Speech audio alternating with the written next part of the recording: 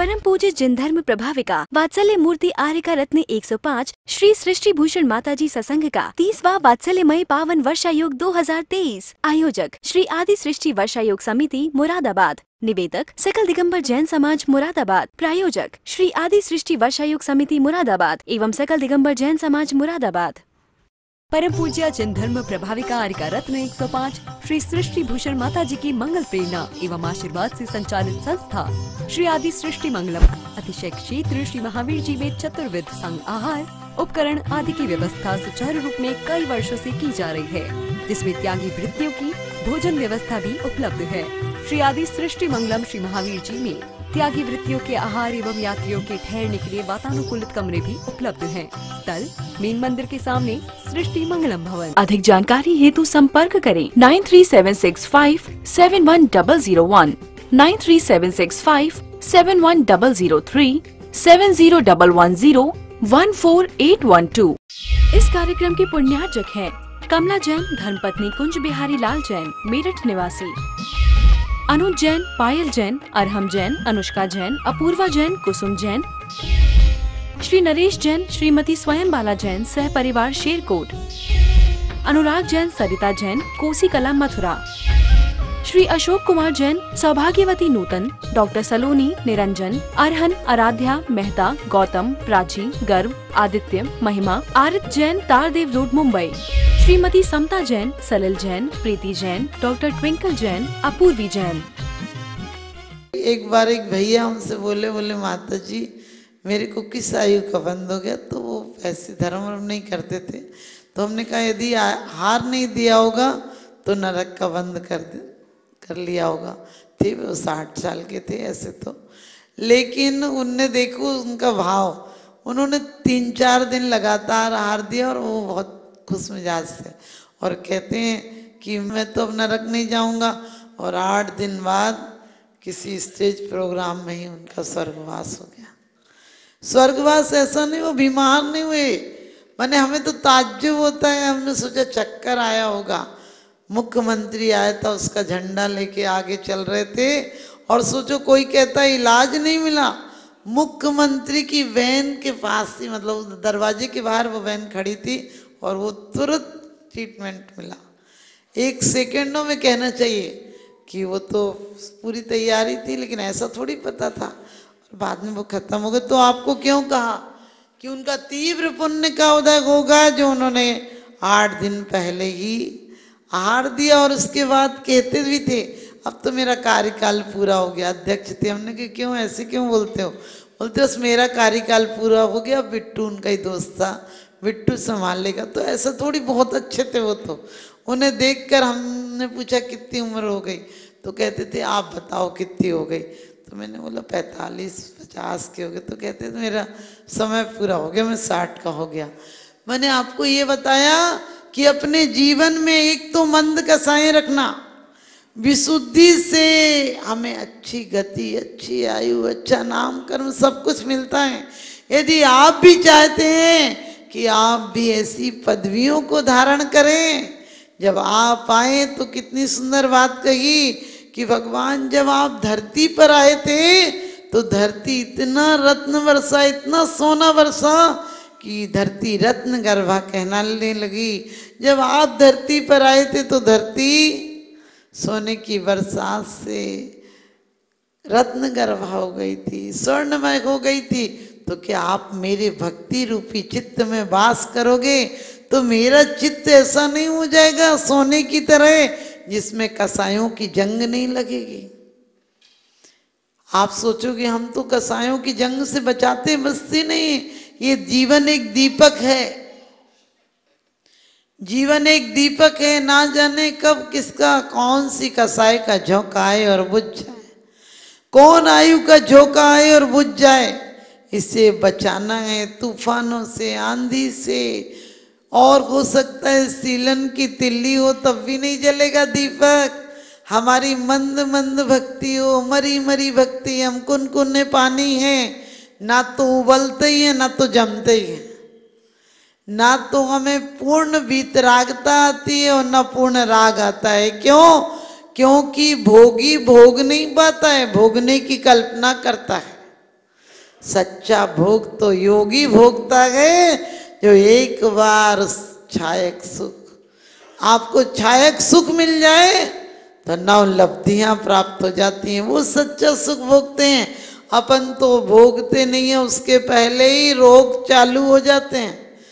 आदमी कहता है अभी कमा लो बाद में खाएंगे, खाने का मौका कब आता है? तंबू लग भी नहीं पाते हैं, बाजार लग भी नहीं पाता, उठने का समय आता है जब इस जिंदगी की मशीनरी ने ठीक कर काम करना सीखती है, तब तक इस शरीर के पुर्जों में जंग आ जाती है, शरीर शिथिल होने लगता है, आंत खाने से इनकार कर देती है, दांत चबाने से इनकार कर देते हैं, कान सुनने से इनकार कर देते हैं, आंख देखने से इनकार कर देती है। ध्यान रखना, आंख की प्रवृत्ति मत अपनाना। आंख बहुत कुछ देखकर अंदर ले जाती है, कान से सुनना तो भक्ति का गुणगान सुनना, कान से सुनना तो गुणानुराग सुनना, गुणानुवाद सुनना। आज तक तो हम दूसरों के दोष सुनते हैं, हमें सच बताना निंदा पुराण में कितना आनंद आता है। आप लोग तो अच्छे लोग, आपको नहीं आता होगा, फिर भी किसी की कोई बात हुई और बताना क्या हुआ। यदि आप 1 घंटा प्रवचन सुन के जाएंगे, आपसे 4 बातें पूछ ले, याद नहीं हुई। क्यों? क्योंकि हमारी मंद बुद्धि नहीं है। ध्यान रखना, बुद्धि तो बहुत तीक्ष्ण है, बहुत कुशाग्र बुद्धि है तुम्हारी, लेकिन क्या करो, जन्म जन्मांतर की कुंद कुंद स्वामी समय सार में कहते हैं कि जीव ने आज तक अधपतन किया है, तभी उसी का प्रमाण पत्र हम चतुर्गति में घूम रहे हैं। सुध परिचिदान भूदा सब बस विकाम भोग बंद कहा, ये सुविलंबो नवरिना सुलभो वियतस्य। आज तक इस जीव ने काम बंद भोग की कथाएं सुनी हैं, परिचय में आई हैं, अनुभव में आई हैं, लेकिन एकत्व विभक्त आत्मा की कथा ना सुनी है, ना परिचय में आई है, ना अनुभव में आई है। लोग कहते हैं हमें नींद नहीं आती, हमने कहीं प्रवचन में आया करो, नींद आ जाएगी। एक व्यक्ति प्रवचन में बैठा था, सामने वाले का कुर्ता फाड़ दिया। उसने कहा तुमने मेरा कुर्ता क्यों फाड़ा? वो बोला मुझे नींद आ गई थी, मेरी कपड़े की दुकान है। तो बोले तुम्हारी कपड़े की दुकान से मेरे कुर्ते का क्या लेना देना? बोले एक ग्राहक आया था और वो कह रहा था कि 50 रुपया, मैं कह रहा था 60 रुपया मीटर, 55 में सौदा पक्का हुआ और दे दिया कपड़ा। बोले अरे कपड़ा था, मेरा कुर्ता था। बोले 4 कुर्ते सिलवा दूंगा, अब चिल्ला मत मंदिर में। तो बोला पहले तो ये बताओ मैं घर तक जाऊं कैसे? अपना कुर्ता उतार कर बोला ये पहन के चला जा, क्योंकि मुझे तो व्यापार की आदत है, मैं तो फटा भी पहन जाऊंगा तो चलेगा।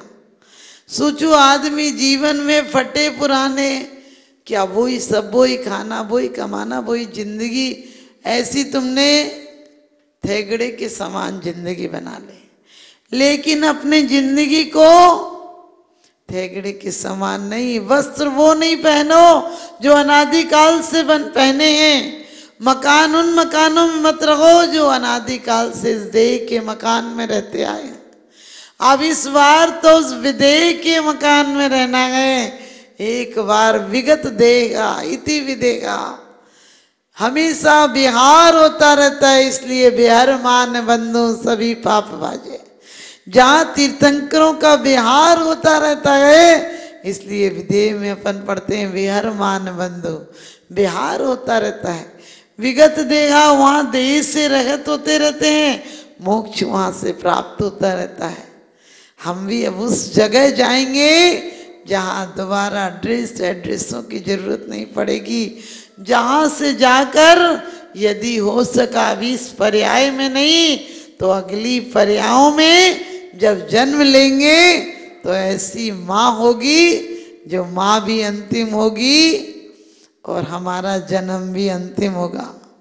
आओ तो ऐसे आओ कि आना बाकी ना रहे, और जाओ तो ऐसे जाओ कि जाना बाकी ना रहे। मिट्टी पिटती गए तो गागर बनती है, और बूंद मिटती है तो सागर बनती है। जो समझते स्वयं को सबसे बड़े गए, वे धर्म से बहुत दूर अभी खड़े हैं। व्यक्तित्व को, अहम को, मद को मिटा दे, तू विश्व को सहज में प्रभु से मिला दे। देखो नदी खोती स्वयं को, तभी अमित सागर रूप पाती है।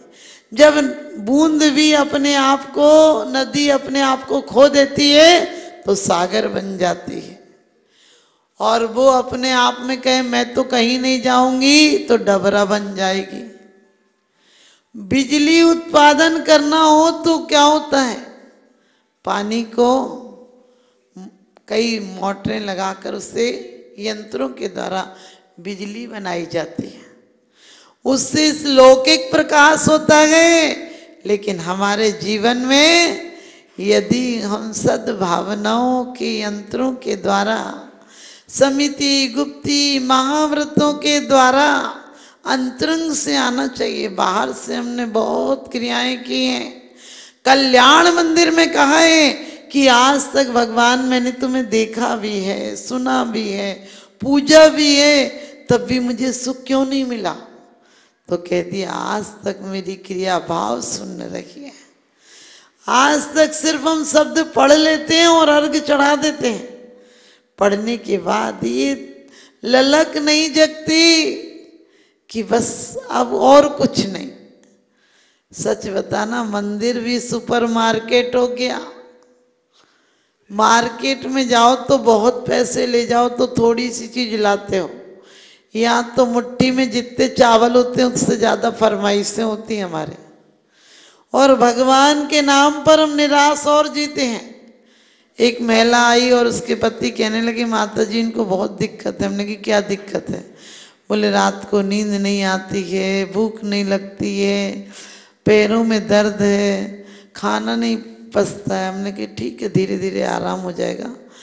और फिर कोई 3 महीने बाद आई। हमने बोला अब कुछ आराम है क्या? तो पति बोला ज़्यादा आराम तो नहीं, बस नींद आने लगी।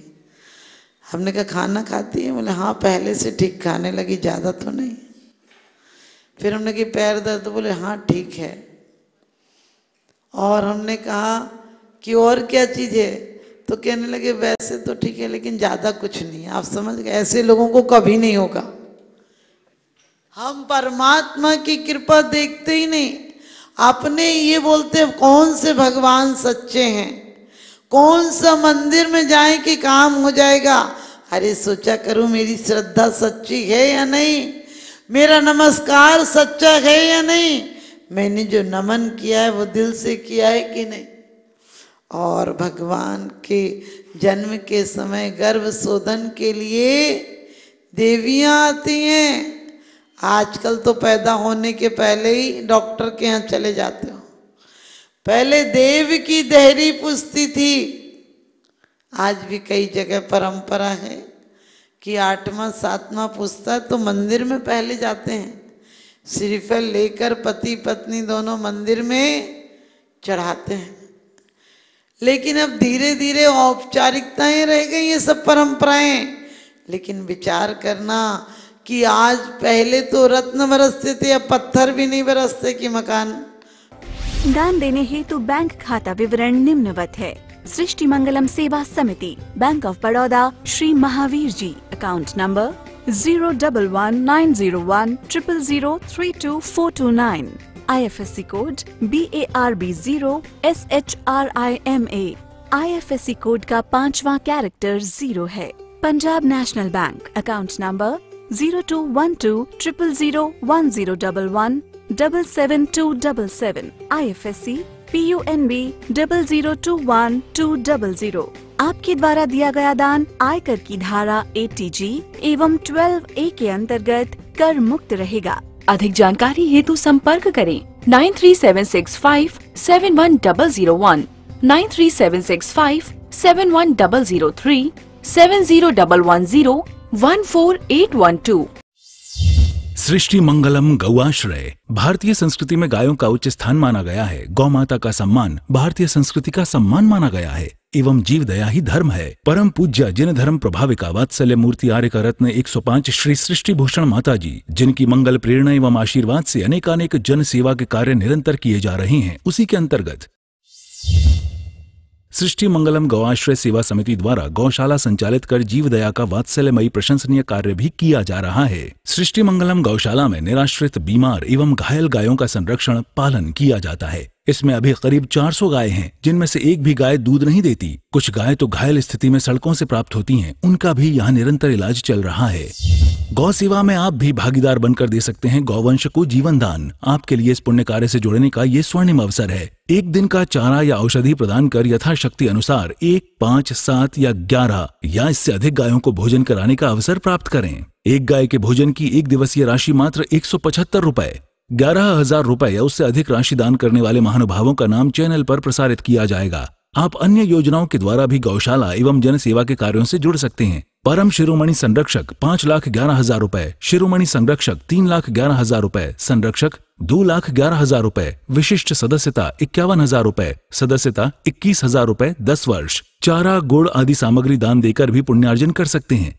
गौ रक्षा से होगी देश पर्यावरण की रक्षा, अर्थ विज्ञान एवं अध्यात्म रक्षा। गाय जीवन यापन को दूध, पर्यावरण को गोबर देती है, जिससे तेल डीजल के लिए विदेशों को मुंह मांगा पैसा नहीं देना पड़ेगा। गौमूत्र से औषधि देती है, खेती को बैल देती है।